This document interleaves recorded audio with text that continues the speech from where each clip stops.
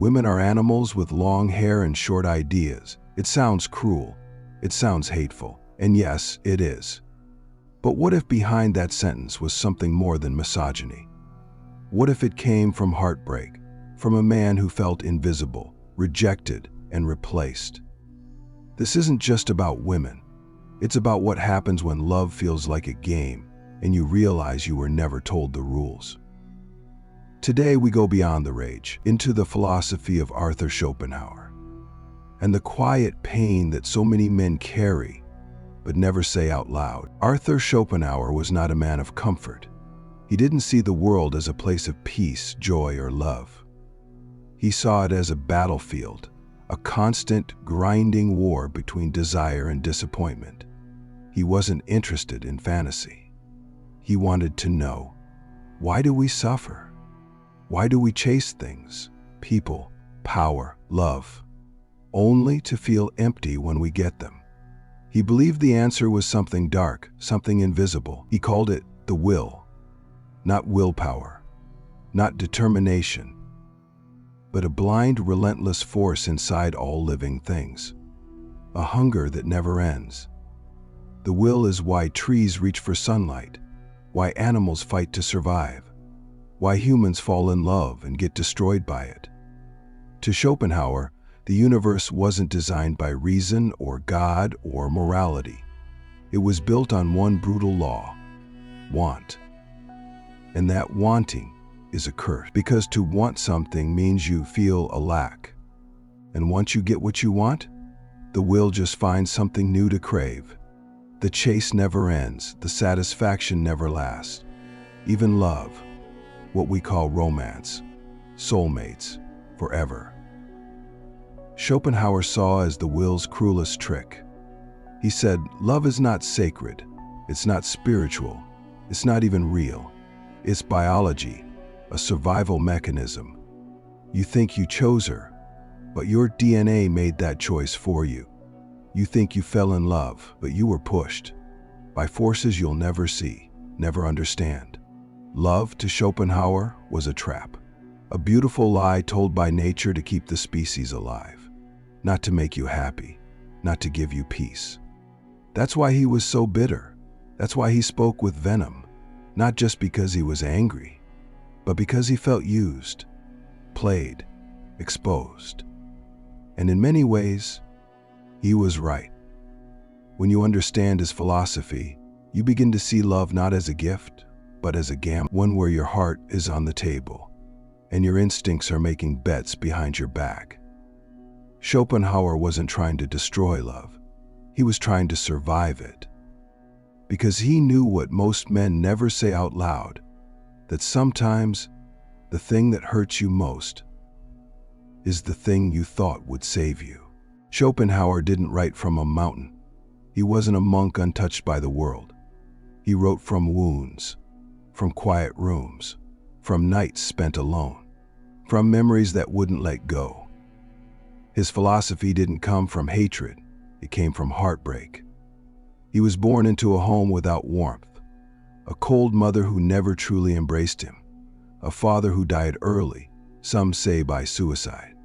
And from a young age he learned something most men learn too late. You can give everything and still not be loved. He chased connection. He longed to be seen, understood, chosen. But what he found was distance. And every time he reached out, he came back with emptier hands. He had failed relationships, some brief, some humiliating. He watched women he adored walk away, not into solitude, but into the arms of someone stronger, richer, more charming, more powerful. And something inside him broke. He stopped seeing love as salvation. He started seeing it as selection. Not based on soul, but on strength. That's where the darkness began. Because when you give your best, your loyalty, your kindness, your vulnerability, and it's still not enough, you don't just feel rejected. You feel replaceable. You start to wonder if love was ever real, if it was just a performance, a transaction, a test you didn't know you were taking until you failed it. That's what Schopenhauer saw beneath the romance. Not a fairy tale, but a machine. A cold, ancient instinct hidden behind soft eyes and sweet words. Hypergamy, the quiet algorithm of survival. He saw love not as a mutual bond, but as a filter. A woman choosing, maybe unconsciously, the man who would offer the best odds for her future. Not the kindest man, not the most loyal, the most viable. And if you weren't that man, you weren't just rejected, you were discarded. This realization didn't make him wise, it made him bitter. Because when you finally understand that love isn't guaranteed, that being good isn't enough, that being yourself might never be what she wants, you're left with silence. It's the same silence millions of men feel today. Men who loved fully and were still left behind. Men who tried to do everything right and still lost. Men who don't talk about it because they don't know how. That's the pain behind the philosophy. Schopenhauer didn't write with clarity. He wrote with blood. And maybe that's why his words still cut so deep. Not because they're cruel, but because beneath the cruelty, there's a mirror most men are afraid to look into, because what if he was right? What if love isn't always about connection, but about advantage? What if being enough has nothing to do with your heart and everything to do with what her instincts can't ignore? That's not just a thought, that's a wound. A wound that Schopenhauer tried to turn into truth, because the truth at least doesn't walk away. Let's talk about something most men feel but almost none dare to say. Why does love sometimes feel like a performance? Why does it feel like you're being quietly measured, compared, ranked? You were kind, you were loyal, you were present, and still she left. Not into loneliness, but into someone else's arms, someone taller, richer, sharper, more confident. And you wonder, was any of it real, or were you just temporary? That feeling of being tested without knowing, of being replaced without warning, has a name: hypergamy. It's not a word most men use, but it's a wound they carry. Hypergamy is the ancient instinct in women to seek a partner not just for love, but for survival. To choose a man not for his poetry, but for his presence, not for how gently he touches her, but for how solid he is when the world shakes. It's not cruelty, it's biology. Because for thousands of years, a woman's survival depended on the man she chose. Her safety, her children's future, her entire existence, all of it was tied to his strength. And so nature gave her something powerful. A radar, an internal compass, one that doesn't always speak in words, but in feeling. Who is safe? Who can lead? Who will protect? Even today, with cities, laws, and comfort, that radar still hums underneath the surface. It doesn't look for warriors anymore. It looks for energy, purpose, direction. A man who knows where he's going and doesn't ask for permission to go there. And here's the pain. You might do everything right, you might show up, you might love her, and still, she doesn't choose you. Not because you're bad, not because you failed, but because something in her instinct said, there's someone else who can carry more. And that doesn't just sting, it breaks something deep inside. Because you weren't just passed over, you were outcompeted in a game you didn't even know you were playing. And what do you do with that pain? Where does it go? Sometimes it hides in sarcasm, in jokes that say all women are the same, in phrases like, nice guys finish last.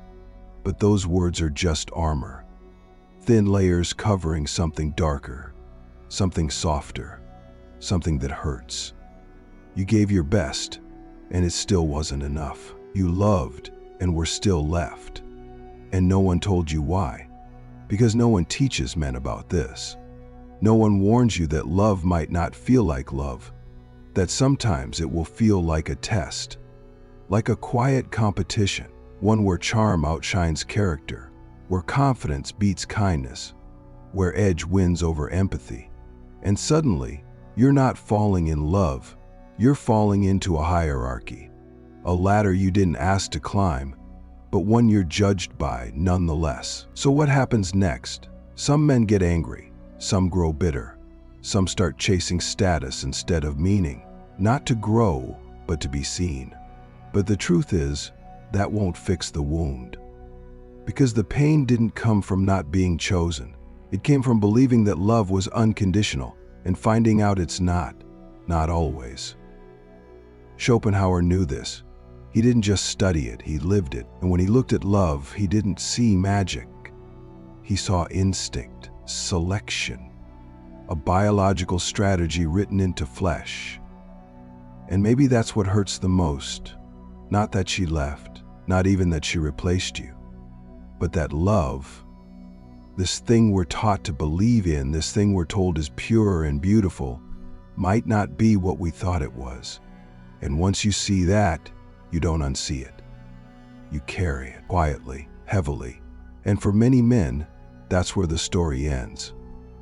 But it doesn't have to. There is a wound most men carry, not on their skin, but somewhere deeper, a place no one sees because no one asks. It's the pain of giving everything, your time, your care, your loyalty, and still being told you're not enough. Not with words, but with silence, with distance, with the slow turning away of someone who once looked at you like you were everything. And when that happens, you don't just feel hurt, feel invisible.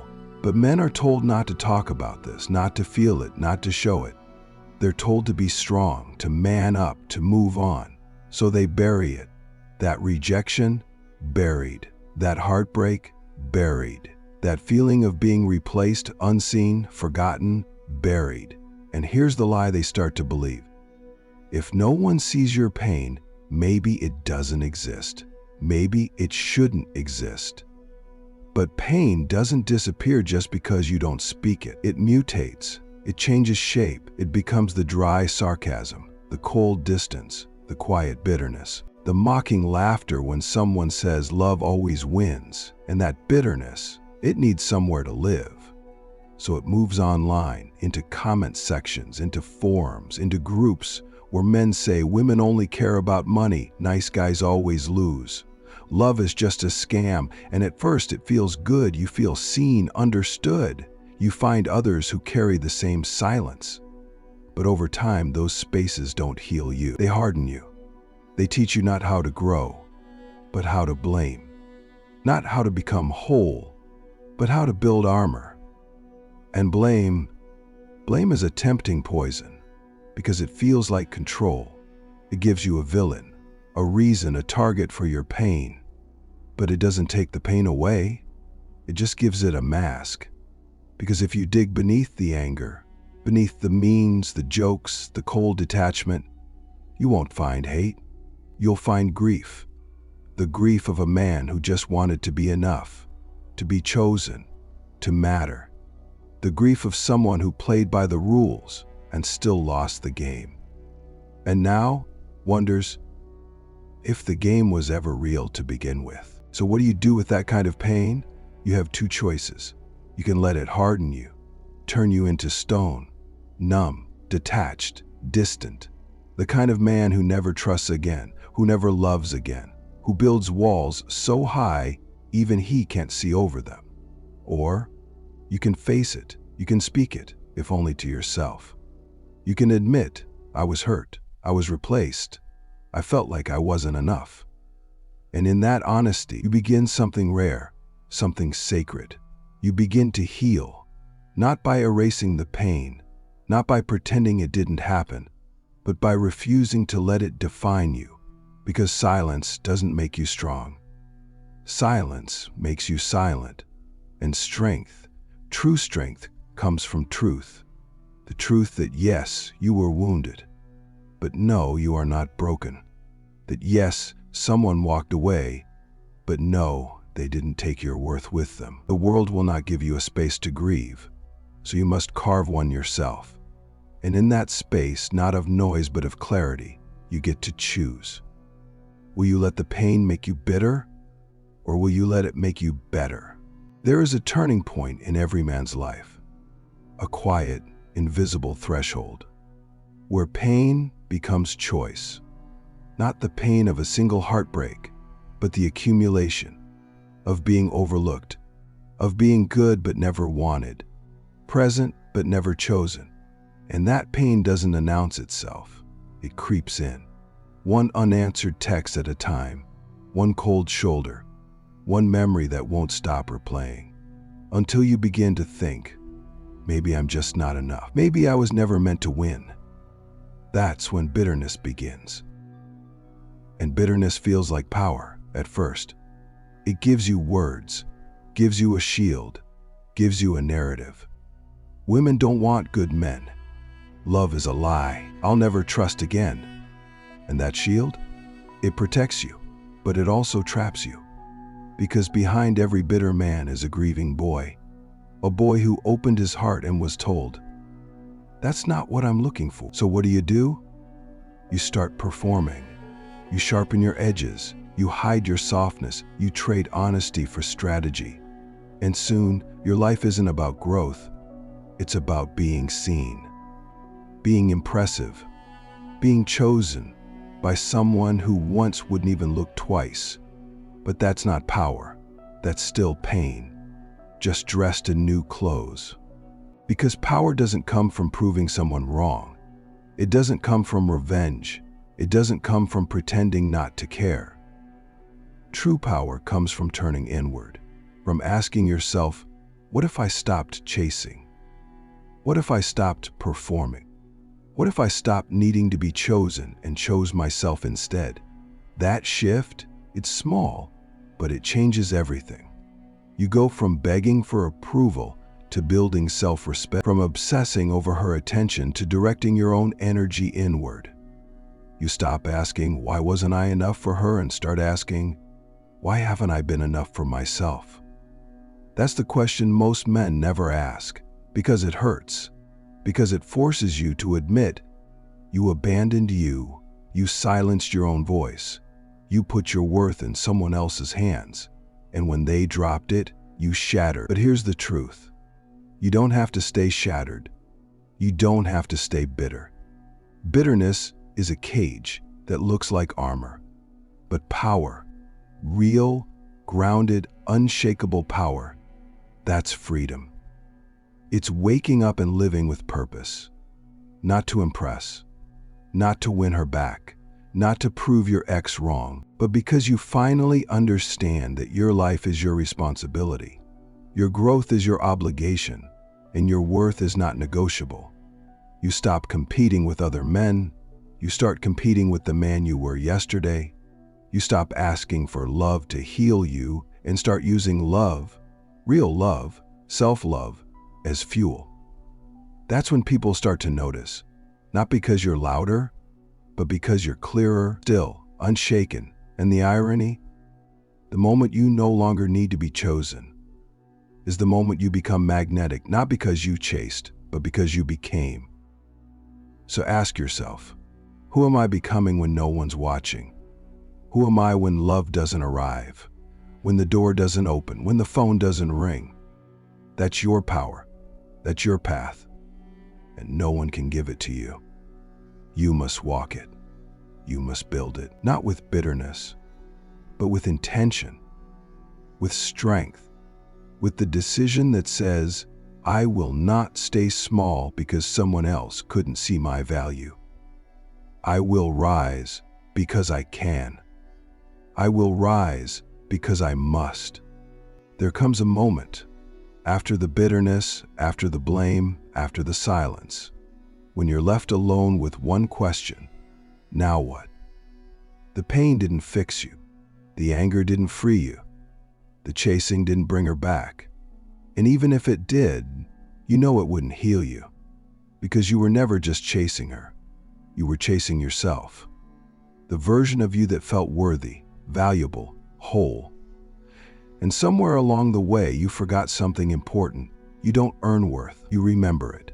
But remembering takes work, and not the kind of work the world applauds. Not loud hustle, not fake confidence, not temporary wins. The real work is quiet. It's building without an audience. It's choosing discipline over distraction. It's waking up each morning and asking, where am I still hiding? Where am I playing small? What am I running from? And then walking into that place with open eyes and steady hands. Most men never do this. They stay stuck in the cycle. Get rejected, get bitter, get loud, get empty. Repeat. But the men who shift, they don't just escape the cycle, they transcend it. They stop asking, how can I get her to choose me? And start asking, how can I become someone I choose to be? That shift changes everything. You stop measuring your progress by who texts you back. You start measuring it by your own standard. Your focus sharpens, your energy tightens. Your life begins to orbit around something new. Direction. You don't move to impress anymore. You move because you've found your rhythm, your mission, your ground. You don't need permission. You don't need applause. You don't need to be chosen because you already chose yourself. That's the man the world feels, not the one chasing attention, but the one radiating quiet strength, not the one shouting to be seen, but the one too focused to care who's watching. Because here's the truth. People are drawn to gravity, to presence, to depth. And that kind of presence doesn't come from tricks, lines, or status. It comes from alignment, when who you are matches how you live. So build, not to impress her, not to prove them wrong, not to get revenge. Build because the version of you that stayed loyal, that stayed soft, that stayed honest, deserves a life rooted in strength, not shame. Build because healing doesn't mean forgetting. It means finally honoring your story without letting it control you. You are not the heartbreak. You are not the silence. You are not the man she didn't choose. You're the man rising from it. And when you rise fully, honestly, without chasing, the world begins to rearrange around you because you've stopped asking for validation and started becoming undeniable. Let's get something clear. Understanding how things work, how love can feel like a test, how instinct still shapes attraction, how rejection can come even when you gave your best, doesn't mean you have to become cold. It doesn't mean you need to hate or harden or fake strength just to survive. It means now you have a choice. You see the truth. Now, what will you do with it? Will you let it define you or refine you? Because there is a quiet danger in this awareness, a shadow that waits for every man who's been hurt. To believe that since love wounded you, you must protect yourself from love forever. But pain is not a reason to close your heart. It's a reason to open your eyes, to stop living by someone else's script, to stop performing for approval that never filled you, to stop giving your soul away in exchange for temporary attention. This is your path forward, and it begins with one simple shift. Stop asking, how can I be enough for her? Start asking, how can I become enough for myself? That's where everything changes. Because most men chase. They chase love. They chase recognition. They chase an image of themselves reflected back through someone else's eyes. But what if you stopped? What if instead you started competing only with your past self? What if your only obsession was, how can I become stronger than I was yesterday? Not out of punishment, not out of shame, but out of purpose. Because the man who wakes up and builds, who trains his body, sharpens his mind, owns his time, respects his silence, he becomes rare, he becomes rooted. And that kind of man doesn't chase. He doesn't beg, he doesn't shrink, he attracts, not because he's loud, but because he's real. The truth is, there will always be people who don't see your value. There will always be moments when you are passed over. And yes, there will be days when the pain comes back like a wave. But when you've built your worth from the inside out, you don't drown. You rise. You're not the man waiting to be noticed. You're the man building something too strong to be ignored. So stop waiting for the world to validate you. Stop holding your breath for someone else to choose you.